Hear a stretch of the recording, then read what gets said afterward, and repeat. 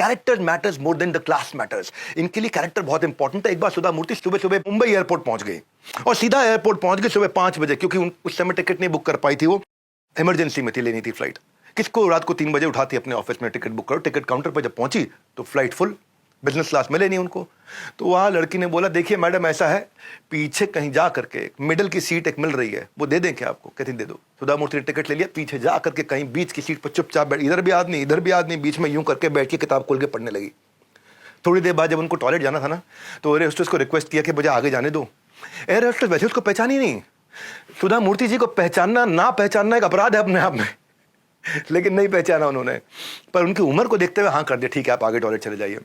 जब वो आगे टॉयलेट जा रही थी तो टॉयलेट से वापस निकलते वक्त बिजनेस क्लास में एक पायलट बैठा था जिसकी सीट रिजर्व थी। पायलट देख के पहचान गया, अरे सुधा मूर्ति है। तो शर्मिंदा हो गया। उनको बिजनेस क्लास की अपनी रिजर्व सीट ऑफर कर दी। बोले आप प्लीज यहां बैठ जाइए, आप यहां बैठिए, आपको यहां बैठना चाहिए।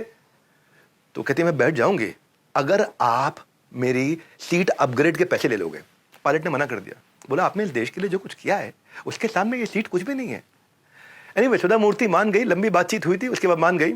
एक हफ्ते के बाद पायलट को एक चिट्ठी मिली और चिट्ठी थी उसके बच्चों का धीरू भाई अंबानी स्कूल के अंदर एडमिशन का कंफर्मेशन, और लिखा था कि अगले 12 साल के बच्चों की सारी फीस इन्फोसिस फाउंडेशन ने स्पॉन्सर कर दी।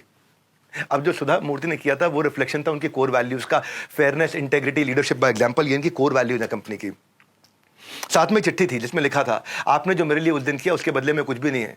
सुबह 6 बजे की जो फ्लाइट है ना, ऐसे ही कोई घूमने के लिए नहीं लेता है। आप भी काम से जा रहे थे पर आपने मेरे लिए सीट छोड़ दी। पायलट को याद आया उस दिन उन्होंने सुधा जी से बातचीत में बोला था कि मैं अपने बच्चे का एडमिशन कराना चाह रहा हूं धीरू भाई अंबानी स्कूल में, और हो नहीं रहा है वहां पे।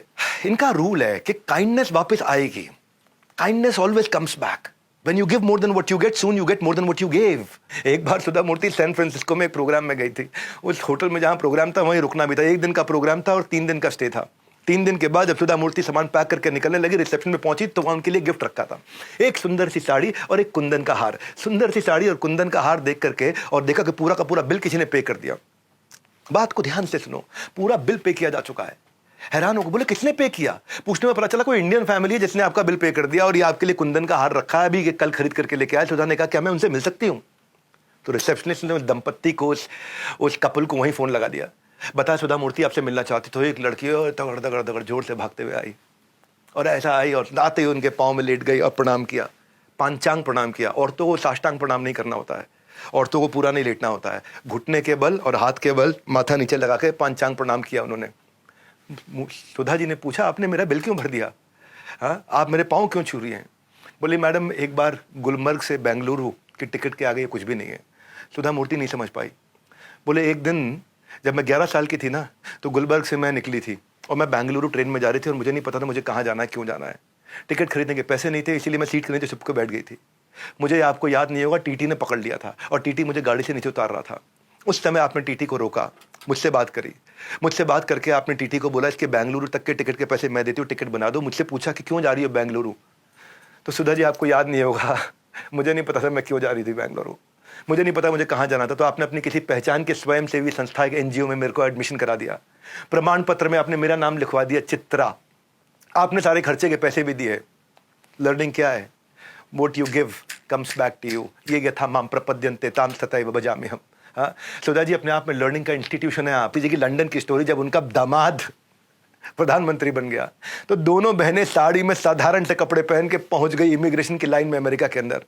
जब उनका नंबर आया इमिग्रेशन की लाइन में तो वहां जो इमिग्रेशन वाली लड़की थी वो उनको पहचान नहीं पाई। वो पूछा लंदन क्यों आए हो? सुधा जी ने जवाब दिया अपनी बेटी दामाद से मिलने आए, थोड़े दिन उनके साथ रहेंगे, वापस इंडिया चले जाएंगे। तो इमिग्रेशन की लेडी ने पूछा लंदन में कहाँ रहते हो, दामाद का घर कहाँ है? सुधा जी ने जवाब दिया 10 डाउनिंग स्ट्रीट।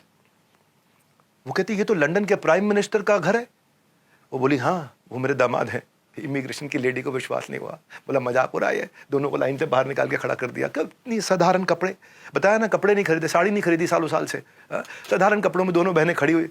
2 भारतीय 70 साल की महिलाएं सादे कपड़ों में लाइन से अलग बाहर निकाल दी गई। लोग उनको घूर के देख रहे हैं। तभी सुधा मूर्ति जी ने एक फोन लगाया। 10 मिनट में 2 कर्मचारी, बीच में 20 कर्मचारियों के साथ में पूरे सम्मान के साथ उनको लेके चले गए। बाद में उस महिला को इमिग्रेशन में एहसास हुआ कि वो सच बोल रही थी। वो हमारे देश के प्रधानमंत्री की माँ है, सास है उनकी वो। हाँ, बाद में एक लोकल अखबार में खबर छपी जिसमें इमिग्रेशन वाली महिला ने कहा मैं कभी भारत तो नहीं गई, लेकिन उस महिला को देख के मेरे मन में भारत के प्रति सम्मान और बढ़ गया और लगता है कि हमारा देश बिल्कुल ठीक हाथों में है।